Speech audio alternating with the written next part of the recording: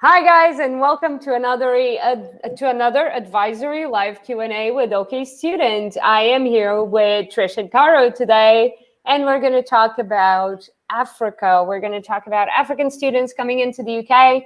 So if you're interested, stick around, comment any and all questions below. You know the drill. We've done this for a couple of weeks now. So guys, how are you today? Doing very well. Nice weather over here. Like someone said in our video the other time, you have like five weathers in a day in the UK. But I think for today we've had just one so far, so it was a nice time here. Trish, hi, little one, Yeah. Nottingham. It's kind of great over here, so I'm jealous that you have some nice weather. I really miss the sun at this point because it's supposed to still be summer. So yeah, just a quick ease into winter this year, I think. Guys, I just did a How do you meeting. know? Yeah, I just did a meeting in a swimming pool, so I can't really complain. It was great. Wow. A call with our analytics person, Lokesh, and it was the most amazing meeting of my life, just in a swimming pool. So here is like 29 degrees today. It's fantastic. I know that, yeah, it's great. I'm really happy about this today. Lucky you. I'll I pretend know. not to be jealous. Yeah. Sorry guys, I gotta make the most out of it while I can, because if not, this will all disappear. I'm gonna go back to the UK in a couple of months. I'm not gonna have swimming pools anymore. So by then you can make fun of me for being there in the middle of like October when it starts to get really, really cold. Definitely. Yeah. So, do you guys want to tell us a bit about your experience and how it was coming to the UK as an African student? Because I know you guys have very disparate, very different experiences of this, right? Yeah. Yeah. Go Oh, on, Karen. okay, Trish. Yeah, I came in the UK last year, September, I think. Yes, for my master's program. Prior to that time, I've been to the UK severally, but just on a visit. The max I've been here, I think, has been just a week. So to me, oh, it's well and nice, and it's always during summer. So of course, I'm okay. In fact, I always talk about the cold. When they talk about that, I feel people are exaggerating. Okay, so it was now time for me to come to the UK. Oh my goodness. And mind you, when I come during this season, I'm like, I don't know why they don't walk in this country. Why are they always running? Everybody's walking so fast. Carol, can we have a stroll? I'm like, yes. The next thing I'm running with a person. Like, I don't understand. Can't you walk normally? So when I go here for my study, before I'll do my enrollment or anything, the code that told me welcome to UK was out of this world. I called them back home. I was like, I think I'm inside the deep freezer. Like the freezer is not even cold enough. I don't have the right words to explain what I'm experiencing here. So I had to get some really warm jackets. Then I realized I no longer have a walking step. I can't just walk normal. I'm always running. If it's a 5 minutes walk, you're running, and the thing just change your whole orientation overnight. Then aside the cold weather, settling in the university was amazing. This is a totally different. Let me start with the enrollment. My university made it so easy. Back home, you can't do enrollment in a day. It is not possible. You're going to you have a long queue before they attend to you. Then the other person is giving you an appointment for another time. I was so amazed when I got to NTU. I got there I think around past 12, and I was through before 2 p.m. And I went to them like, is that it? They're like, oh yeah, yeah, yeah. I'm like, no, no, no. I don't think so. I think something is missing. It should be- And like, oh yeah, welcome to Nottingham Trent University or something like that. I was amazed, like, wow, what is this? This is, you know, they at every question asked, they already have students and other employees that are there to help you if you encounter anything. But it's also easy with your system to work. It was amazing. So I got registered in less than 2 hours at NCU. Then let me talk about settling in academic, which is the most important. First day at GLAD, oh my goodness, so many faces, people from different nationalities. I'm like, okay, I hope I'm going to hear this lecturers talking because I'm not going to struggle with their words. But it's amazing. I don't know if they have a special training for all the lecturers because they are aware that they have students from different nationalities and background. So they consciously talk in a way that wherever you're coming from, you understand them, you hear them. But if peradventure you don't, You can always feel free to draw their attention. They're always happy to slow down for you, but I never had issue with that. And it was also amazing the number of class size we had. I think for the first module we're now up to 40 40 in the class, and way back home in my undergraduate year, we're over 100 in my class. So Oh, wow. my first year we're over 100. Then I think the second year we were like 70 till I graduated. So when I saw this, like, oh my goodness, maybe some other persons are going to resume later. But because the first module was a general one, when we went to the module that was my course specific, we were even smaller. I think we're up to 30. I'm like, oh my goodness. So there's this one-to-one interaction with the lecturer. It made it so amazing. Then for the coursework, they have this amazing way of with which they do their own teaching. It's not just a lecturer is coming to school, talk, talk, talk. No, you the students, you're also engaged in a lot of things they do and say, you have work, you go make your research. We have practical. We have 2 hours class in the morning where they just go around and the lecturer go through what we have for the day. Lots of talking, you take your notes. Then the other 2 hours, we call it a workshop. Either you're presenting or we have some real life scenarios where we share ideas. So it's just amazing. Totally different from what I have back home. Although what I have back home, to me then it was really amazing because that was what I know and that was what I know to be the best. But coming, you're like, oh my goodness. It's just I can't just start from undergraduate. I would have loved to. It was really, really amazing, all the time there. I'm not the library person. I'm not so much of the library person, but when I said the library at NTU, I had to force myself to be a library person because whatever you're looking for is there, So it's a Yeah. experience for me here in the UK. Yes, the Trish. Awesome. So my experience was slightly different, although I also had trouble with the weather initially. And I think I say this every time I've been on here that I get used to it every time I come back from Zim and I'm back in the UK. I'm like, oh yeah, it's actually really cold. But I came a while ago now, so over 10 years ago now. And Mariana's now going to be able to work out how old I am exactly since I've been keeping that a secret. So I did my GCSEs and my A levels over here. And the school system was completely different to back home. So back home school is like 8 to 1 p.m. you're done in the afternoon. So like most of the day you're playing and you are back home basically, but it's really intense. So when I came here, I thought school was a bit easier, even though we were there for longer. So we would finish at like 3:30, even 4 o'clock. And then obviously on the days that you have sports, it's the same in both countries that you will finish slightly earlier. So that was the difference. And then deciding as well to go to university. So I think if I did all my school in Zim, I would not have taken gap years. But once I was here, I realized I had way more options than I would have back in Zim. So I actually took 2 gap years. Then I started my course and I said this last time, and then I decided I want to do a different course. So that actually essentially meant that I also took another gap year. So yeah, so all those choices and options, I don't think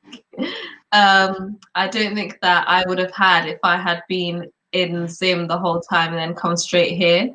So I think that's the best thing as well about the UK is the flexibility, the awareness of the opportunities that you have, and the fact that you do have choices as well, which I think is less prevalent in our African education system. And in Zim as well, we have this thing where A levels, you have to do a specific set of subjects for you to study like similar things at university. So I was worried about doing business because I was like, oh, I haven't done any business at A level. I did business last at GCSE. But over here, it's so different. You don't need to. I did sciences at A level and I could still do a business degree. So it's just about how well you do in those classes. But even if you don't do as well, there are so many more options. And that's one key takeaway for me, really. But then my university experience, I think similar to you, Cara, I was surprised about the style of learning, the different types of teaching that we were getting. It was still like a continuation of school.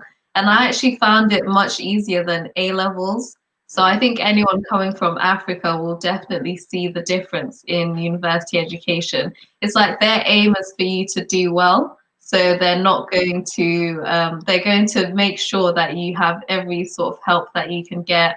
We have support systems outside of lectures as well. So it's all about making sure the student does well. That's great. I think that's exactly it. It's like it's so different. It's such different systems. And I bet that even in between countries, like Kara, you're from Nigeria, Trish, you're from Zim. I think even between these two countries, we could find a lot of differences in the school system and how this relates to the UK.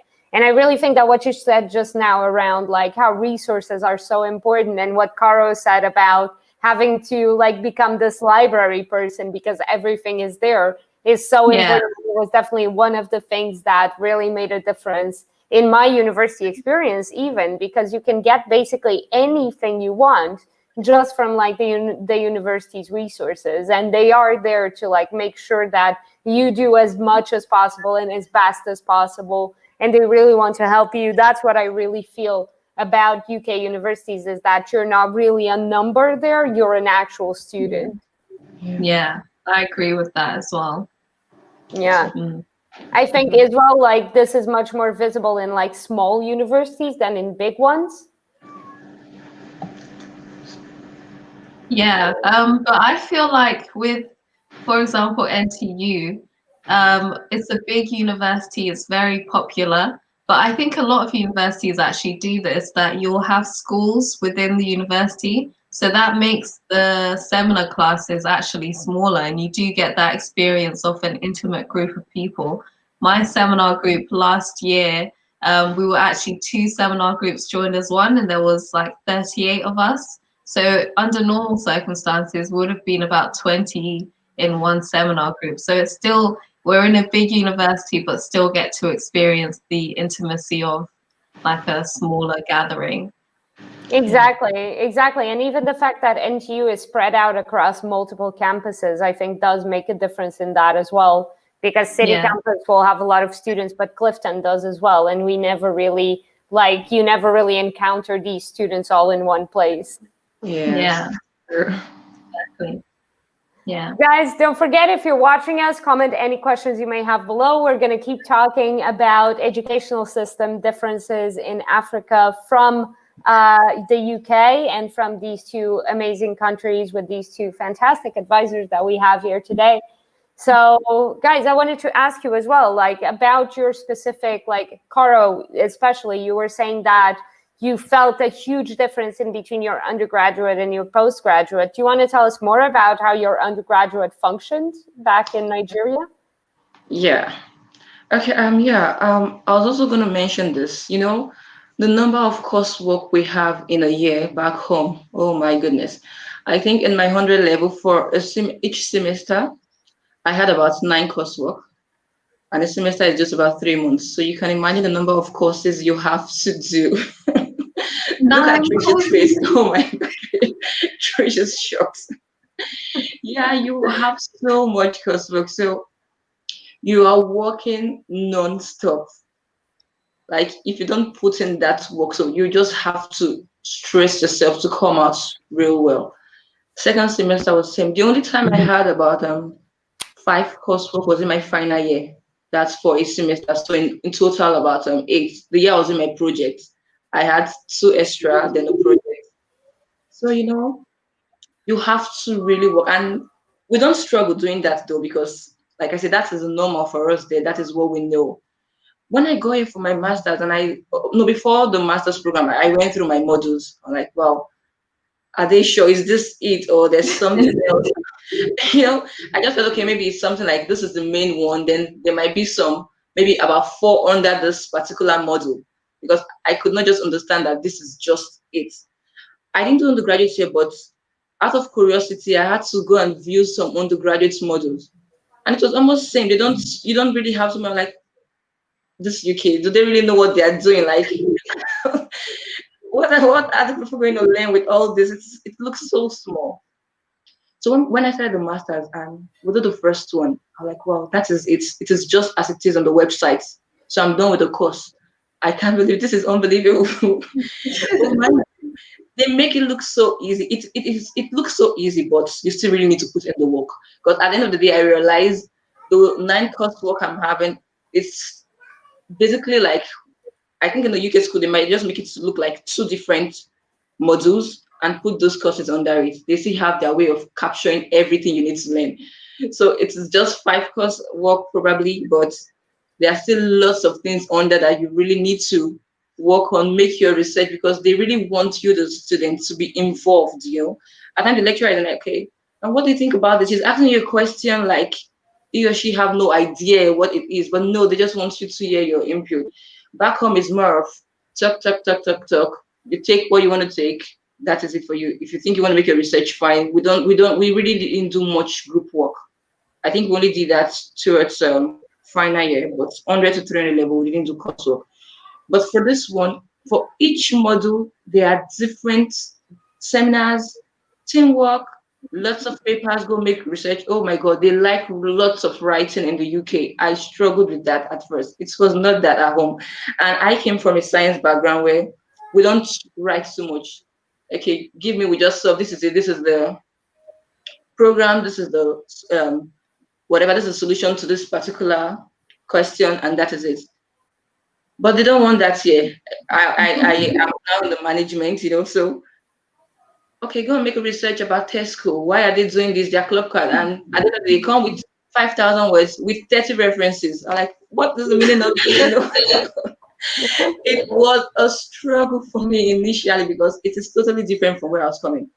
But I like the way I don't know how they do it. Like, they already know ahead of time that this could be potential problem for some students, and they already have those help in place before you asking for that help. Because it's also amazing. Like, okay, no, I'm going to speak out. I cannot be struggling after paying this fee. I'm like, oh, Carol, yes, we know that. That's why we have this. You don't know. That's why I'm like, oh, wow, goodness. Everything is just in place, and it made the work so easy for me.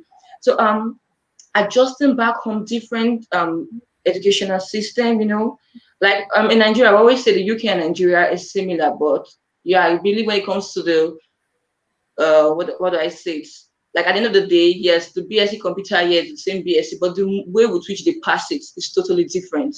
It's a totally, in fact, I can't even pick any similarities there because I was really astonished initially when I came in. Everything they're like, oh wow, this is amazing, So the help was really what helped me scale through easily, because if I had not seek for those help, I know I would have really struggled, especially with the writing. You have lots of papers to write and they're giving you a deadline, turn it in, you have to put it plagiarism. Oh my God.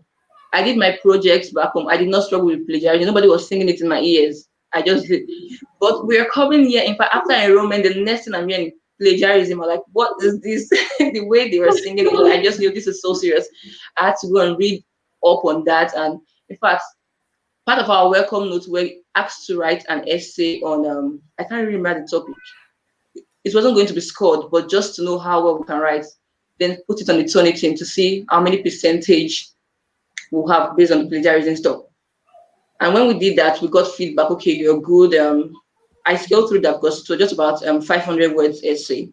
But some persons, I think they just need to copy and paste. And so the university had to focus on that. Yeah, this is what we're talking about. You don't do that here. They take it seriously. So anybody coming from whichever part of the world, Africa, Nigeria, I think you should just be open to the help the university have put in place. But with the coursework, with you adjusting, of course, there are lots of cultural differences. That's when it's something else, There are lots of people, but they understand, and that's the beauty of schooling in the UK. You have lots of people from diverse background and diverse culture, You all just have same goal here, and the university already have all these things put in place to really help you. So that, I think NTU really helped me. The support from them were amazing. So it helped me not to struggle so much. After the first module, it was as if I've been in the UK for a long time. The academic work, not the code. Till now, I'm not used to the code. We are doing well. That's great. Yeah, I Go think on. that was such a good explanation of like how like all of these things are so different. Trish, do you have things to add to this? I was literally going to agree about the help part of it. So even though I was already in the educational system, I struggled with my first year of business because I had statistics and accounting and finance. And like I said, I came from like sciences background, but I didn't do maths. So I was really worried about those two modules, and they were worth like an equal part of my whole grade for the year. So I was really panicking and I didn't know what I was going to do. But thankfully, I spoke to my tutor about it. So that's the other thing. Everyone gets their own personal tutor. You might be sharing her as a group of 20, but you get time with her or him or them at different times. So I had a one-to-one with my personal tutor, and she was like, "Oh, you can just go to the library. We have student mentors that can help you with specific modules. You can just take maybe a piece of work that you have and they can explain things to you. There's different workshops online, different things that unis do to make sure that you understand things outside of the classroom." So I was like, oh, okay, I'm sure this is probably not really going to work. Um, but there I had a session with a student mentor who was 2 years above at the time, and he helped me with my statistics. And I literally, to this day, I remember exactly what he taught me, just having that one-to-one session. And imagine it's all part of whether it's 9K or however much you're paying a year, it's all included in that. You don't have to pay an extra service like you would in school for like tutoring. So I really valued that. And then my grades were helped because of that. Otherwise, I would not have been able to do it at all. That's awesome. Yeah, I think that is such a good example. Like the help that students get in universities, I fully agree with both of you. It's so valuable, and there are so many resources. Like, for example, and even if you want to learn a different language, you can do that as part of your course, and that's integrated into the 9,000 or whatever you pay of tuition fees. It's really, really good. I think I took advantage of so many of the resources. Even the international office or the accommodation office are so great to like find you information on accommodation or find like jobs, for example, employability. The employability office is amazing to find you some jobs and to help you with budgeting, with financial hardship situations. I know that the only time I went to the financial office at my university was because I needed help with student finance. For example, I needed help in like filling everything out to renew my student finance. And I just went there. They taught me how to do it. They did it with me. And that was it. It was great. And I think it's like such a good resource that we have access to, and such good resources that we have access to. I must say that my favorite resource, though, has always been one, the digital libraries, so the digital databases, and the fact that you can request any book. Like I've requested so many books from NTU library, just going like, oh, I need this. I want to read this or whatever. And then you requested it, it comes in from like a different library. It's perfect. It's perfect.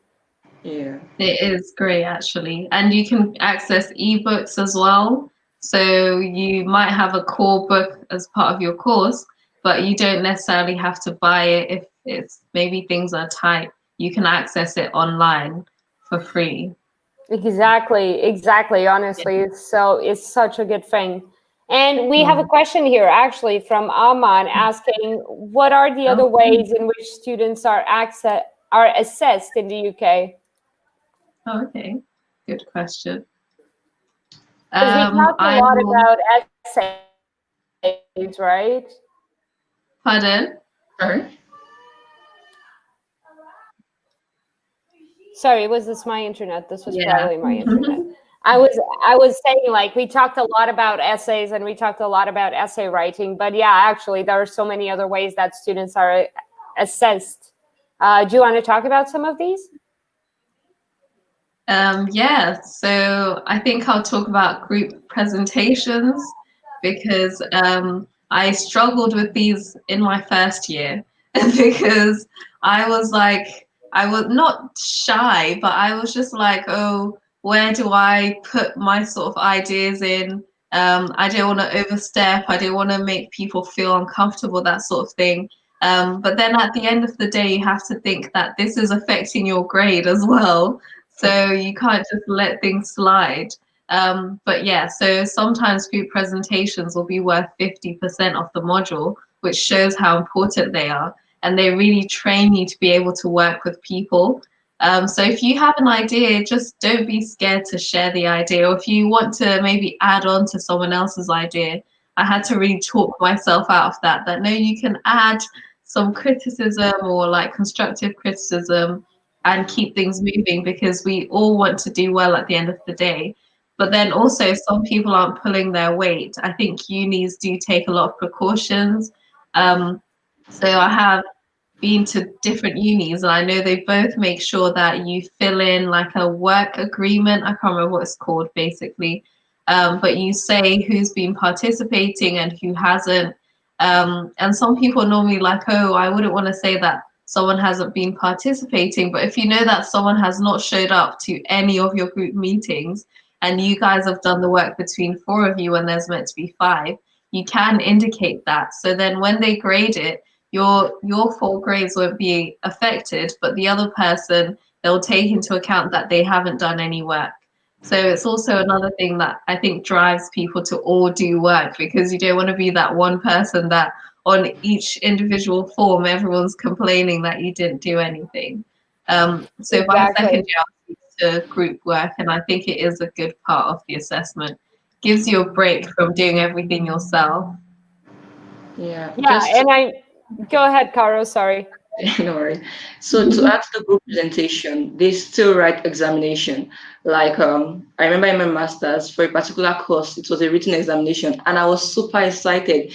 But I was the only one excited. Most persons were like, "Oh no, they don't want that." So I had to just hold my excitement, because back home we just write examination.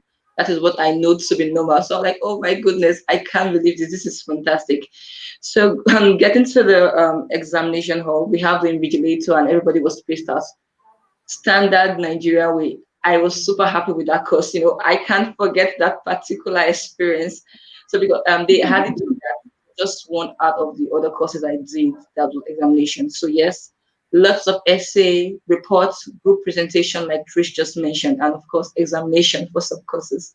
Man, you must be the only person I know in the entire world who was excited about taking an exam, honestly. I was really excited. The rest of my class was complaining, so I had to act like, okay, oh, why this? But then me, I was like, oh my goodness, yes. I didn't want to be the weird one out. Yeah. Caro, I completely relate to that. I also like exams, weirdly enough, because I feel like you can prepare for them and you know what to do. So I actually do well in exams because I'm like, oh, I can do this way. There's a structure to it. After the exam, I was like, this is going to be a distinction. And I got one. I love examination. Don't tell me to come and write 20,000 words and 100 references. But still good though. Yeah. Oh man, I haven't taken a single exam since I started my undergraduate degree, and I built my undergraduate degree to avoid examinations. And I haven't taken a single exam on my postgraduate degree either. I am so happy with that. That's what happens when you go into creative and social, like humanities courses. Yeah. It's like you don't do examinations. It's impossible to do examinations on that. I was really happy. Like my favorite thing to do with assessment is definitely essay writing. But I always have a great time with individual presentations because I like doing things as like a performance. So I do an entire thing. And portfolio work. I did a lot of portfolio work of for example, for my postgrad, one of the modules that I had at NTU, the way we were graded was through a short video. So we needed to compile a short video to do a production dossier for it, which is basically like a series of documents outlining what you're doing, when you're doing it, why you're doing it, your inspirations, etc. And then write a short report on your theoretical thinking and theoretical basis for it. I really enjoyed that one. It allowed me to really And basically they gave you like 3 or 4 titles to like put on it, but it was like Between Light and Dark and When Time Runs or something like that. And it's just really vague titles that can basically be used for anything, which is quite good. Like I used a lot of images from my own archive because I had so much archive work. And it was a group project. To be fair, that wasn't an individual project. I'm saying it was individual because I told my lecturer, like, no, I'm doing this individually because I don't need to film. I'm using everything from my archive and I don't like to work with other people. So I'm going to do this myself. And he's like, fair enough, you go and do it. And I was like, good. So that one was quite fun. And I had a bunch of those all over like my undergraduate and postgraduate year, where you just need to do like a short film or write like something creative or do a portfolio. And it's so much fun. I think those are really, really fun. On the other hand, I really like writing essays. So I'm really the opposite of you guys, where you're like, don't give me 20,000 words and 100 references. And I'm like, no, give me that. That's exactly what I need. I want to read them all, and then I want to compile something about this. Wow. Yeah. Referencing is hard as well. Yeah, because there are so many different systems, but it's so much fun when you figure out how to do it. So tip of the week for everyone who's like in higher education is, one, you have this website called citethisforme.com, which is one of the best websites on the internet. You basically put your references there and it gives you the exact bibliography. Basically, you can export a bibliography. You can export like individual citations and individual references in any referencing style that you want. So you just need to input like the title of the book and the author, and normally it will even find the rest of the information for you. So it's amazing. And second, Zotero, which is something that I use here in Portugal, and I've never seen anybody use in the UK, but it's really good. It's a free software, and it's basically your own library. So if you download a lot of papers and you want to use them for referencing later on, you download Zotero, you put it all on your Zotero library, and then it will generate the reference and the bibliography automatically for you, because it has a Windows, like it has a Microsoft Word add-on. And it's like, it's amazing, basically. You can put anything on there. You can put your notes on there. You can put basically anything. You can change the document. You can get the document directly from the software as well. It's really, really, really good. And I really highly recommend this to you guys. What is it called? Zotero? Yeah. Zotero, yeah. Zotero. And gonna type it out. I'm even gonna type it out here so Martin can put it on the screen. Oh, Zotero. So you, with your Portuguese, say your O's as U's. I'm gonna start speaking Portuguese very soon. Zotero. Yeah, exactly. There you go. Zotero. Cool. It's beautiful. It's the best software, honestly. I use it for everything. And you can divide it into folders. So, for example, I have a folder which is like master's first semester readings. And then that folder subdivides into folders like media and society or whatever module I'm taking. And you can put all of your module like essential readings on there, and everything's just organized. And you can access it from multiple devices. Guys, I'm not being paid by Zotero to tell you all of this, I promise. And I don't gain any commission from this. But you can access it on all devices, and you can like have the app on your phone, and the app has all of your papers that you can download to your phone. Wow. So I don't need a memory stick anymore. No, just download Zotero. I wish I got this information. I'm sorry, Caro. I'm sorry. You made me struggle with writing essays, 20,000 words, huh? I am so sorry. I should have survived this. Man, I should have said this earlier. Honestly, I always forget about these little like tips and tricks because I get lost. I was literally having this conversation with my partner, who's a PhD student. As you guys know, he's first year at Southampton. And he was saying the other day, like, oh, I just organize everything on Word documents. And he has these enormous Word documents with all of his notes that have like table of contents and everything. And just that is a full thesis. Wow. And I'm like, wait, I use Zotero, which is like this amazing thing that does all of that for you, just so you know. You never know when you might want to change your process. Definitely.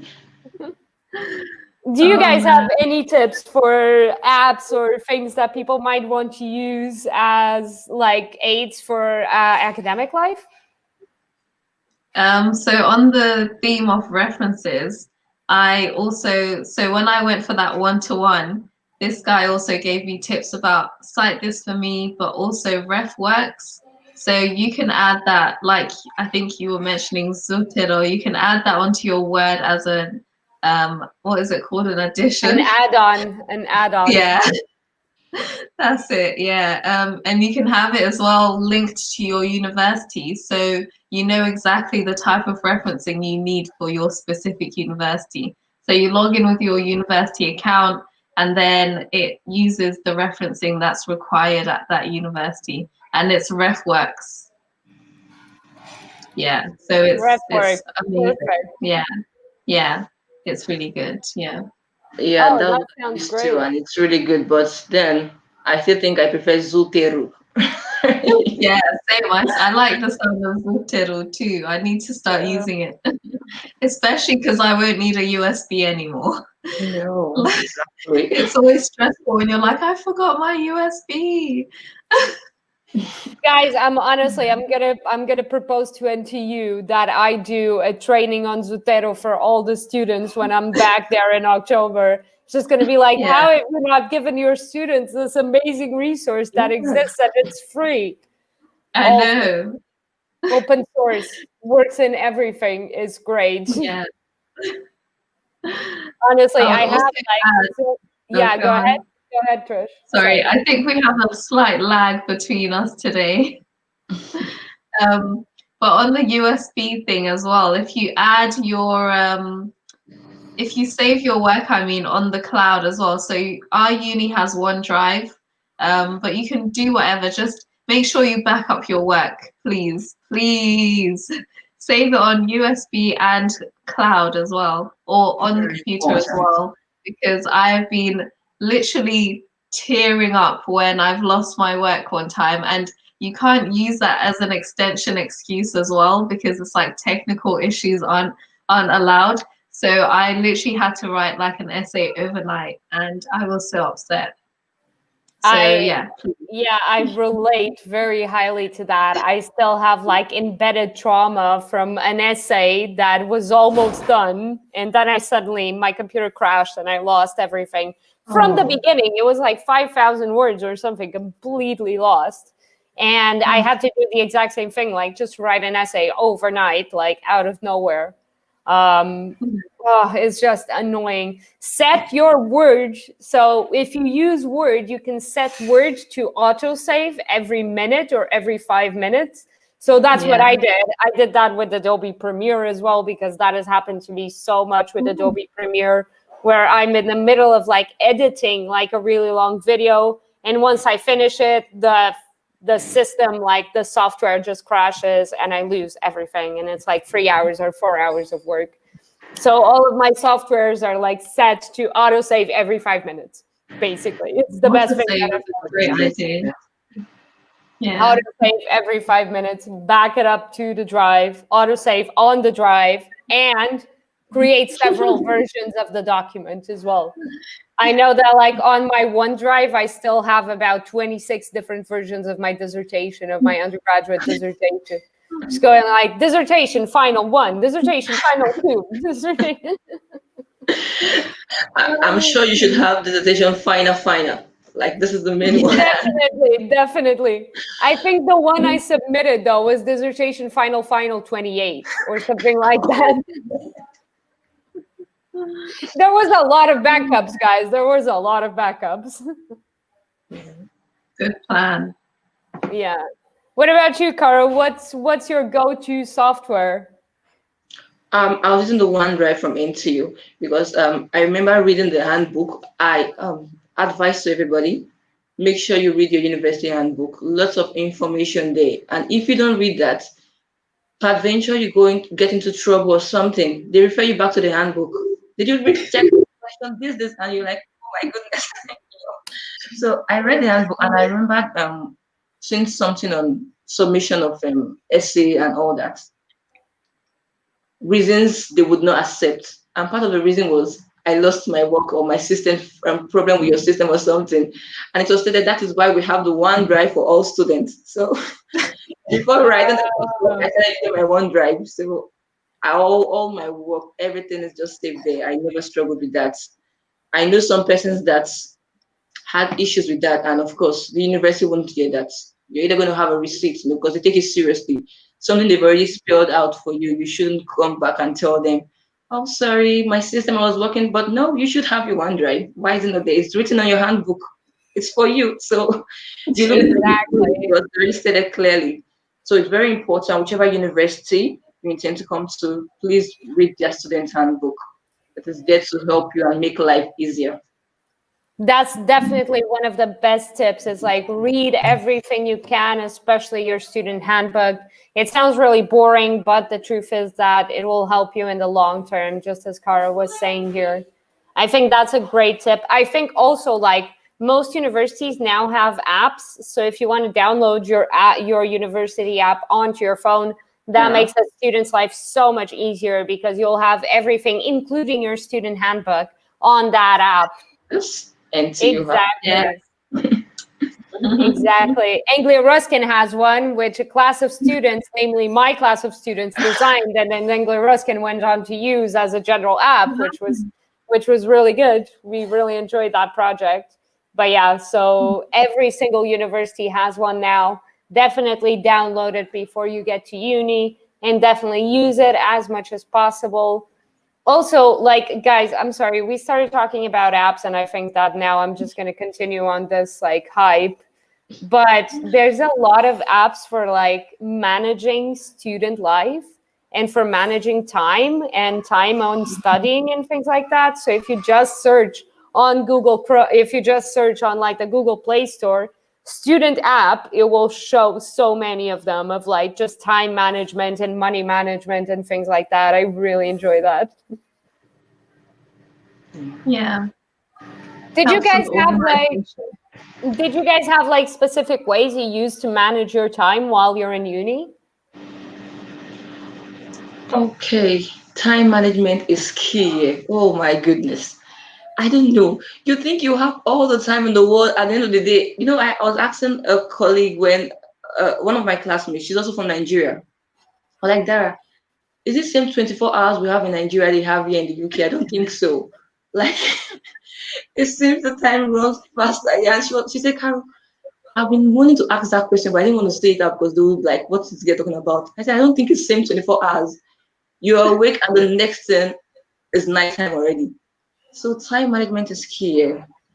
I struggled initially, but I have to make it work. Because coming in during the summer, when it's 5 p.m. and everywhere is already so dark, so in your head, you should be going to bed. You're already closed for the day. So you have limited time to do so much that you have to do. And like I said, the essay writing takes so much time. Even aside that, if you have a group work presentation with your classmates, you don't want to be the one dragging other people behind. So everybody's trying to put in their best. So what I do, the days I have lectures, is dedicated to school totally. Any break I have in between, yeah, we just use that to relax because, of course, I can't just be taking all in without having the time for myself. Then I for the masters 2 times in a week for coursework. The other time is just for academic English. They have that help for international students if you feel you want that. So I attended for the first month before opting out. So I just go that once in a week, and that's just for 2 hours. So I have the other 4 days to myself. What I do, I never pied my schoolwork because I knew I was going to struggle if I pied them down. For each topic we learn, I don't come back home to read it because it's not easy. You're trying to adapt to the weather. it's 5 p.m., but it's already so dark. You don't know, should I be sleeping? Should I be awake? You don't know what to do with that time. So my weekend, I don't joke with it. That will work for me. My weekend is me and my NTU study.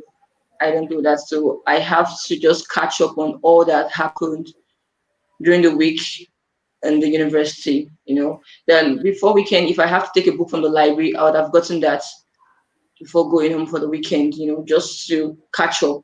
Then I have my own notes, which I would have prepared for that weekend. So Saturday and Sunday was basically me and my school time. The other ones, yes, in between normal school periods, you could have some discussion with some of your classmates, yes, and you always pick one or two things from somebody, So all those I still add them aside. But Saturday and Sunday, it's just like a marathon for me, and that's what was working for me because most of us, I had a part-time job, so you can imagine you're doing a part-time job, you're studying. Yes, when you look at your model, it seems you don't have so much to do, but no, you have to put in that work. You don't be this, it's just 5 modules. So now, oh my, no, you'll be in trouble. You still need to put in that work. So Saturday, Sunday, strong academic work. The other days I come to school, then of course I want to also be, you don't just want to come to NTU and NTU did not pass through you. I want to feel being in the UK. So I still had all the time to explore Nottingham and Leicester because I was shuttling Leicester and Nottingham, So that was what really helped me. Then if I know it's close to, at the beginning of every module you have for NTU, I don't know if other universities are like that. You already know how you're going to be assessed. So if it's essay, before the submission or before they give you the time, maybe 2 weeks to go and do that, you should start writing little. It could just be a draft work, not something serious, but you start getting little things. Because you want to keep it till, okay, I'm going to submit it in the next 1 week. To me, it's so choked up. I don't even know where to start from. You're struggling, where do I start from? So just know what works for you. Some persons would prefer to come home and just study what they've read immediately because if they give it some time, they might forget. No. That's not me. I would not even know what I'm reading. So I take time to the weekend, get myself up to date with what we've done for the week, then roll over to next week on and on. So I think that worked for me pretty well. Exactly. Sorry for muting my microphone, but I had a horde of children walk right past us while screaming. It's okay. Trish, any tips? So I really like to see what I'm going to be doing every single day. So I'm a bit of a nerd that I have a whiteboard in my room. I would show you, but it's a mess and I don't want people to think that I have messy handwriting. I want a whiteboard. I want a whiteboard. Whiteboard, I put my to-do list and then, half is the whiteboard and then the other half is that, I don't know what it's called, where you can pin stuff. Like cork. It's like a cork board. Yeah. So I have whatever I need for that specific week. Normally I do it in weeks. I just update it every week. I put my whole to-do list and then I have any information that I might need. So if there's an event, I'll put the flyer on the cork board. But yeah, so that around my timetable, which I have, and I can see that I have these gaps, I have this. I know that in the gap I'm going to be doing this, but I also add things that I can as well to my calendar.